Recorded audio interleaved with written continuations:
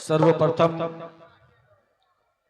संतों के सिरमौर संत शिरोमणि जगत गुरु रविदास जी महाराज जी के चरणों में दंडवत बंदगी करते हुए और आज इस सुंदर से प्रोग्राम की स्वयं अध्यक्षता कर रहे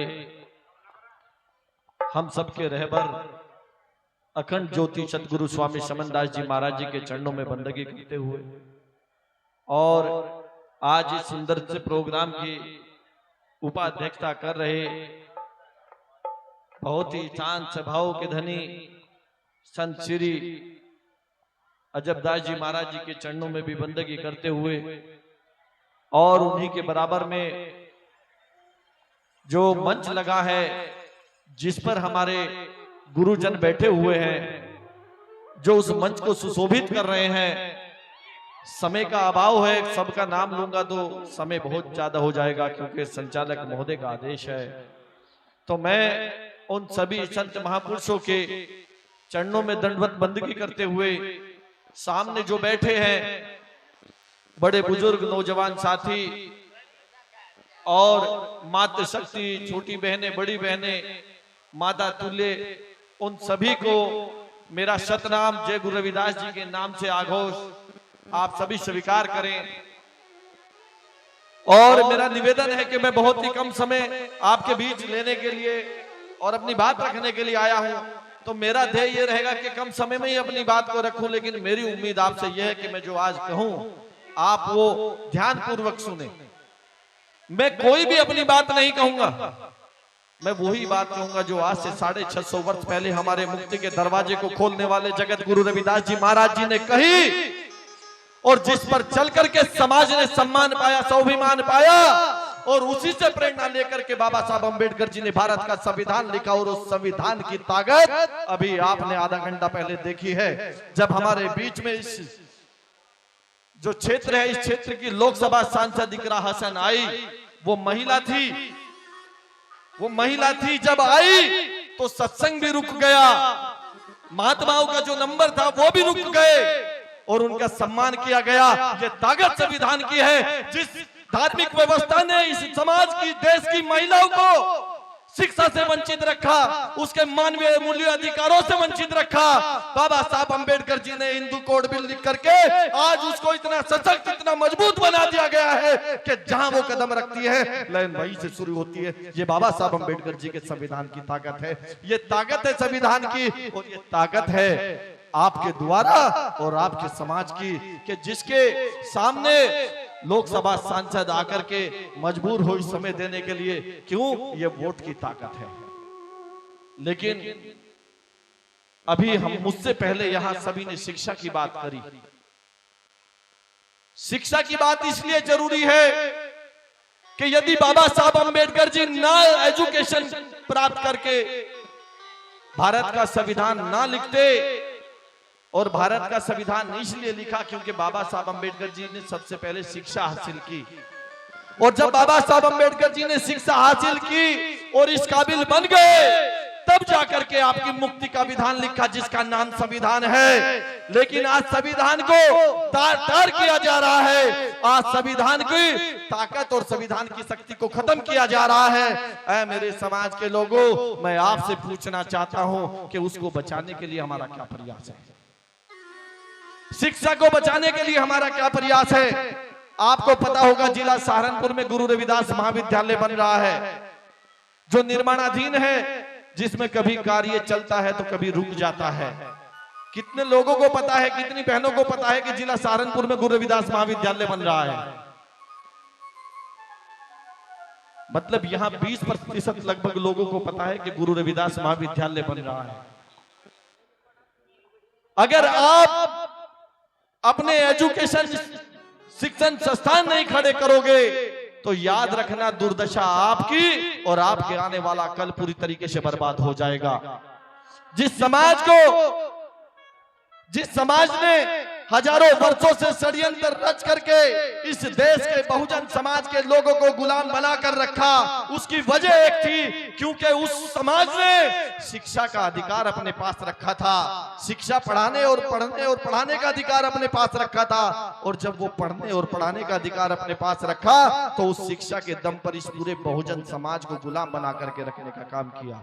वो केवल शिक्षा की बदौलत था। ऐ मेरे समाज के लोगों, गुरु रविदास महाराज जी ने कहा है कि पराधीनता पाप है, जान लियो रे मीत, रे दास दास पराधीन से कौन करे है प्रीत। और बाबा साहब अंबेडकर जी ने कहा है कि शिक्षा शेरनी का दूध है, जो पिएगा वो दहाड़ेगा। अब गुरु रविदास जी की बात को और बाबा साहब की बात को अगर सामने आमने सामने रखे, उस पर चिंतन मनन करे, तो गुरु रविदास महाराज जी जो आज से 650 वर्ष पहले कह रहे थे, बाबा साहब अंबेडकर जी ने संविधान के तहत आप सबको वो अधिकार दिए। लेकिन मैं बड़े दुख के साथ ये कहना चाहूंगा कि जिस अधिकारों की बदौलत आपको पढ़ने का अधिकार मिला, आपको लड़ने का अधिकार मिला, आपको राजनीति करने का अधिकार मिला, आपको शिक्षा लेने का अधिकार मिला, आपको रोजगार करने का अधिकार मिला, और जिस संविधान की बदौलत आप नौकरी पेशे में चले गए, आपने उस संविधान को बचाने के लिए काम नहीं किया है।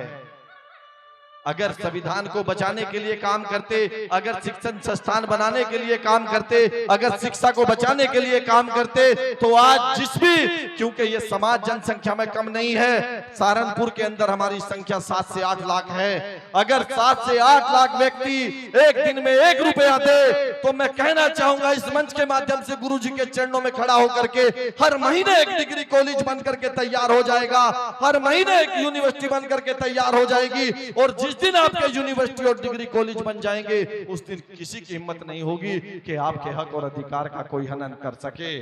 आपके हक और अधिकार का हनन इसलिए हुआ है क्योंकि तुम शिक्षा से दूर हो गए हो। मैं यहाँ एक बार अपने भाइयों से पूछना चाहता हूँ, एक बार हाथ उठा करके बताए कितने विद्यार्थी बीएससी कर रहे हैं, एक बार इतनी भीड़ में से, क्योंकि मुझे पता है एक बार इस पूरी भीड़ में एक व्यक्ति बीएससी कर रहा है, एक व्यक्ति एजुकेशन प्राप्त करने के लिए संघर्ष कर रहा है। तो मुझे बताइए आप कैसे शिक्षा बचा पाओगे, कैसे आप संविधान बचा पाओगे, कैसे आप मिशन बचा पाओगे। अरे गुरु रविदास जी महाराज जी की वो वाणी सुनिए। गुरु रविदास जी महाराज जी ने कहा, ऐसा चाहूं राज में जहां मिले सबन को अन्न, छोट बड़े सब सम बचे, गुरु रविदास रहे प्रसन्न। गुरु रविदास जी की इस वाणी को उस समय कहा गया जिस समय पूरी दुनिया में अकाल था और दाने दाने के लिए मोहताज था मानव, और उस दाने को मोहताज की उसमें गुरु रविदास जी महाराज जी ने कहा, ऐसा चाहूं राज में जहां मिले सबन को अन्न और छोट बड़े सब सम बचे, गुरु रविदास रहे प्रसन्न। गुरु जी की उस वाणी को जब धरती माँ ने सुना और इतना अनाज पैदा कर दिया, आज आप देख रहे होंगे सरकारी आंकड़ों के अनुसार कई हजार क्विंटल इस देश में अनाज सड़ता है, और तुम 2 क्विंटल 10 किलो अनाज के लिए आप अपने वोट की ताकत को नहीं समझ पाए। 10 किलो अनाज के चक्कर में आपने शिक्षा को खत्म करा दिया, 10 किलो अनाज के चक्कर में आपने आरक्षण को खत्म करा दिया, 10 किलो अनाज के चक्कर में आपने संविधान को खत्म करा दिया, 10 किलो अनाज के चक्कर में आपने अपनी आंखों के सामने हजारों स्कूलों को बंद करा दिया, 10 किलो अनाज के चक्कर में आपने आने वाले कल को बर्बाद कर दिया। जब ये छोटे छोटे बच्चे बड़े होकर के आपसे पूछेंगे कि बाबा साहब अंबेडकर जी ने संविधान दिया और संविधान में ये व्यवस्था दी कि सबको शिक्षा मिले, सबको नौकरी मिले, लेकिन आज मैं पढ़ लिख नहीं पा रहा हूँ, आज मैं बेरोजगार हूँ, इसका कारण क्या है? तो वो बच्चा आपसे जब सवाल करेगा आपके पास कोई जवाब नहीं होगा, और वो अंत में कहेगा कि मेरे पुरखे नालायक थे, मेरे बड़े नालायक थे, उन्होंने बाबा साहब की कुर्बानियों को नहीं समझा, उन्होंने संविधान को नहीं समझा, उन्होंने बाबा साहब के संघर्ष को नहीं समझा, उन्होंने जगत गुरु रविदास जी महाराज जी की जो मुक्ति का आंदोलन था उस विचारधारा को नहीं समझा, और अंत में ये फिर जो है लाचार गुलाम अत्याचार सहने वाला समाज बन करके रह गया। ऐ मेरे समाज के लोगों, अभी मुझसे मेरे भाई बोल करके गया था, 1 मिनट में अपनी बात मैं खत्म कर रहा हूं। मुझसे पहले भाई बोल करके गए जिला अध्यक्ष महोदय के जब भी अत्याचार होते हैं तो भाई आवाज बुलंद करने के लिए पहुंच जाते हैं, लेकिन है मेरे भाइयों, तुम समाज के और देश की पूरी जनसंख्या का सबसे बड़ा हिस्सा हो, सबसे बड़ी आबादी तुम्हारी है, सबसे ज्यादा संख्या तुम्हारी है। मैं आपसे यह पूछ रहा हूं, जब सबसे बड़ी संख्या तुम्हारी है, जब बाबा साहब अम्बेडकर जी के द्वारा दिया संविधान, जो तुम्हारे कुल में पैदा हुए, तुम्हारे वंश में पैदा हुए, जब तुम्हारे वंश में पैदा हुए लिखे हुए बाबा साहब अम्बेडकर जी का संविधान है, फिर तुम पर अत्याचार होते ही क्यों हैं? आपको इस बात को ढूंढना है, अत्याचार क्यों होते हैं? जिस दिन आपने इस बात को तलाश कर लिया, उस दिन फिर आप पर अत्याचार नहीं होंगे। और अत्याचार रुकने का केवल एक ही रास्ता है, वो रास्ता शिक्षा को जाता है, वो रास्ता संवैधानिक अधिकारों की सुरक्षा को जाता है, वो रास्ता महापुरुषों की विचारधारा को सुरक्षित करने के लिए जाता है, वो रास्ता रोजगार को जाता है, वो रास्ता पाखंडवाद से दूर करता है, वो रास्ता मनुवाद की विचारधारा को तबाह करने का रास्ता है, वो रास्ता जो ब्राह्मणवादी व्यवस्था है जिसने इस देश को वर्णों में बांट करके सबसे निचले पायदान पर हमको रख दिया, वो रास्ता उस वर्ण व्यवस्था को खत्म करने के लिए जाता है। और वो रास्ता सीधा स्कूल को जाता है, वो रास्ता यूनिवर्सिटी को जाता है। अगर आपने अपनी यूनिवर्सिटी, आज जिस समाज का बड़े बड़े मंचों के माध्यम से बाइकाट किया जाता है, हमारे देश के अंदर आप देख रहे होंगे मुस्लिम और वर्सेस हिंदू की बात करके देश में नफरतें फैलाई जा रही हैं। लेकिन है मेरे समाज के लोगों, आप देखो, जिस मुस्लिम भाइयों के मिटाने की बात करते हैं, आज उनके जगह जगह पर फैक्ट्रियां हैं, आज उनकी जगह जगह पर शिक्षण संस्थान है। जो जैन समाज है, मुट्ठी भर समाज है, आज किसी रोड पर जाकर देखो, उनकी स्कूल है, फैक्ट्रियां हैं। सिख समाज है, उनकी स्कूल है और फैक्ट्रियां हैं, जिनकी संख्या मात्र 2% है। आज ब्राह्मण समाज देख लीजिए, जैन समाज देख लीजिए, ईसाई समाज देख लीजिए, जिस रोड से आप गुजरोगे उनको स्कूल, कॉलेज, यूनिवर्सिटी मिलेंगे। लेकिन मैं आपसे पूछना चाहता हूं, आपकी यूनिवर्सिटी कहां है? आप तो संख्या में सबसे ज्यादा हो, आपके स्कूल कॉलेज कहां है? और जब आपके स्कूल और कॉलेज नहीं है, मैं कह रहा हूं, जो आंख से सोया हुआ है उसको जगाया जा सकता है, लेकिन जो आंख खोलकर सोया हुआ है उसको जगाया नहीं जा सकता है। मैं संत गुरु रविदास महाराज जी के चरणों में ये फरियाद करता हूं, मैं संत शिरोमणि गुरु रविदास जी चरणों में फरियाद करता हूं, अपना तन मन धन अर्पित कर उन्हें याद करता हूं। और मैं कैसे जगाऊं जमीर के सोए हुए लोगों को? बस मैं तो गुरु रविदास जी को याद करता हूं। हे गुरु रविदास महाराज जी, इन अनभिक समाज के लोगों को, इस अज्ञान समाज के लोगों को, इन महिलाओं को सद्बुद्धि दीजिए, ताकि ये अपने आने वाले कल को बर्बाद होने से बचा सके, ताकि ये अपने कल की जो हमारी बहन बेटियां उनकी इज्जत आबरू को बचा सके, ताकि ये वोट के अधिकार को बचा सके, ताकि आरक्षण को बचा सके, ताकि ये नौकरियों को बचा सके, ताकि ये हम सबके मान सम्मान और स्वाभिमान को बचा सके। ऐसी शक्ति और ऐसी पावर इनको आशीर्वाद के रूप में दे। मैं इन्हीं शब्दों के साथ अपनी वाणी को विराम देकर के आपसे निवेदन करता हूं कि गुरु रविदास महाविद्यालय नगला खारी बाड़ी माजरे में बन रहा है। मैं आपसे पैसे मांगने के लिए नहीं आया हूं।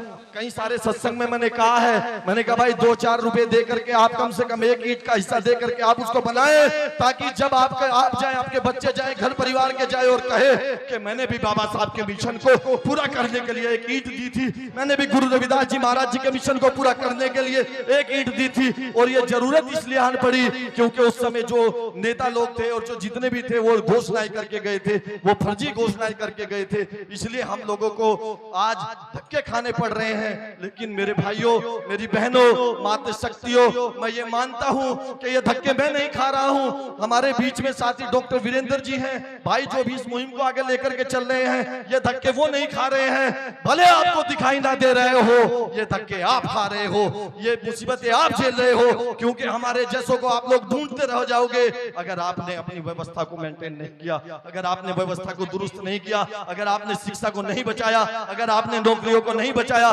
अगर आपने बंद हो रहे स्कूलों को नहीं बचाया, तो बर्बाद हो जाओगे, कोई तुम्हें बचाने वाला नहीं होगा। गुरु रविदास महाराज जी ने कहा, बिन विद्या अहित कहीन, ताते विवेक दीप मलिन। कह मेरे समाज के लोगों, बिना विद्या के आपका जो मस्तिष्क रूपी और जो ज्ञान प्रकाश रूपी दीपक है वो बुझ जाएगा और फिर तुम अंधकार में चले जाओगे, फिर तुम बर्बादी की राह पर चले जाओगे, फिर तुम्हारा उद्धार नहीं हो सकता। इन्हीं शब्दों के साथ पुनः मैं अपनी वाणी को विराम देकर के, आपने मेरी बात को सुना, मैं आपसे विदा लेने से पहले एक बात जरूर कहूंगा। मैं आपको हाथ जोड़ करके दंडवत होकर के आपसे निवेदन कर रहा हूं, ये जो छोटे छोटे बच्चे आप देख रहे हो, इनको बर्बाद होने से बचा लो। ये जो बच्चे देख रहे हैं, इनकी उम्मीद आप हो। ये जो बच्चे आज आप लोगों पर टकटकी लगाए देख रहे हैं कि हम अच्छी शिक्षा ले, हमारा लिविंग स्टैंडर्ड अच्छा हो, हम अच्छे सूट बूट में रहे, हमारे पास सब कुछ हो, कार हो, गाड़ी हो, बंगला हो, सब कुछ अधिकार हो, और हम बेखौफ होकर के घूमे, वो आप कर सकते हो, आप बचा सकते हो। शिक्षा बचाओ, संविधान बचाओ, रोजगार बचाओ, और गुरु रविदास महाविद्यालय बनवाने के लिए आप आगे आए। इन शब्दों के साथ सभी को जय भीम, जय गुरु रविदास, सतनाम।